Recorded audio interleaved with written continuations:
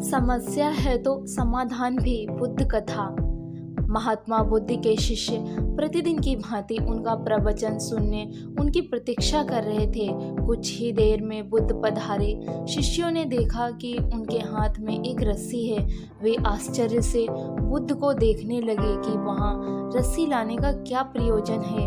बुद्ध ने आसन ग्रहण किया और बिना कुछ कहे रस्सी में गांठ लगाने लगे। शिष्य अब भी उन्हें आश्चर्य से देख रहे थे। उन्होंने रस्सी में 3 गांठें लगाईं और उसे शिष्यों को दिखाते हुए पूछा, आप सब मेरे हाथ में ये रस्सी देख रहे हैं। आपके सामने ही मैंने इनमें 3 गांठें लगाई हैं। अब मैं आपसे पूछता हूँ कि क्या ये वही रस्सी है जो गांठ लगाने से पूर्व थी?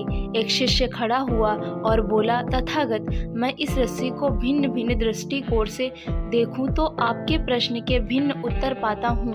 एक दृष्टिकोण से लगता है कि रस्सी में 3 गांठें लगाने से इसका स्वरूप परिवर्तित हो गया है। दूसरे दृष्टिकोण से लगता है कि रस्सी में कोई परिवर्तन नहीं हुआ है। इसका मूल स्वरूप तो वही है।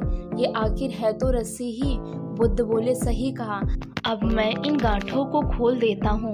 ये कहकर वे रस्सी के दोनों छोरों को पकड़कर खींचने लगे। शिष्य ने उन्हें रोकते हुए कहा, तथागत, ये आप क्या कर रहे हैं? इस तरह से तो खुलने के बजाय गांठें और कस जाएंगी, तब इन्हें खोलना और कठिन हो जाएगा। तो तुम ही बताओ कि इस रस्सी की गांठों को कैसे खोला जाए? बुद्ध ने पूछा।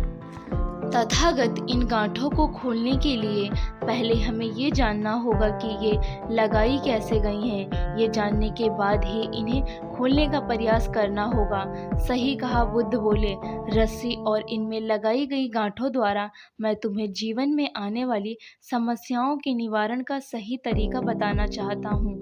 रस्सी जीवन है और इनमें लगी गांठें जीवन में आने वाली समस्याएं। जब भी जीवन में समस्याएं आए तो पहले उन समस्याओं का मूल कारण जानने का प्रयास करो। कारण जान लेने के बाद ही उनका निदान संभव है। लोग ये जानने का प्रयास ही नहीं करते कि समस्या उत्पन्न कैसे हुई है और उसका समाधान खोजने में लग जाते हैं। प्राय मेरे पास समस्याएं लेकर आने वाले पूछते हैं कि मुझे अत्यधिक क्रोध आता है, इसका निदान बताइए। वे कभी जानने का प्रयास ही नहीं करते कि उन्हें क्रोध क्यों आता है। वे अहंकार समाप्त करना चाहते हैं, किंतु कभी ये जानने का प्रयास ही नहीं करते कि उनमें अहंकार उत्पन्न कैसे हुआ। बिना समस्या का मूल जाने उसका निदान संभव नहीं है। समस्याओं की जड़ समझ जाओ और उन्हें जड़ से ही समाप्त कर दो। सीख। दोस्तों, समस्याओं के समाधान के पहले अच्छी तरह सोच विचार कर ये जान लें कि समस्या उत्पन्न कैसे हुई है।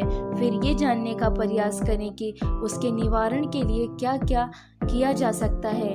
निवारण का तरीका समझ में आने के बाद उसके निवारण में जुट जाएं। अगर आप लोगों को कहानी पसंद आई है तो वीडियो को लाइक करना ना भूलें और चैनल को भी सब्सक्राइब कर लें। Thank you.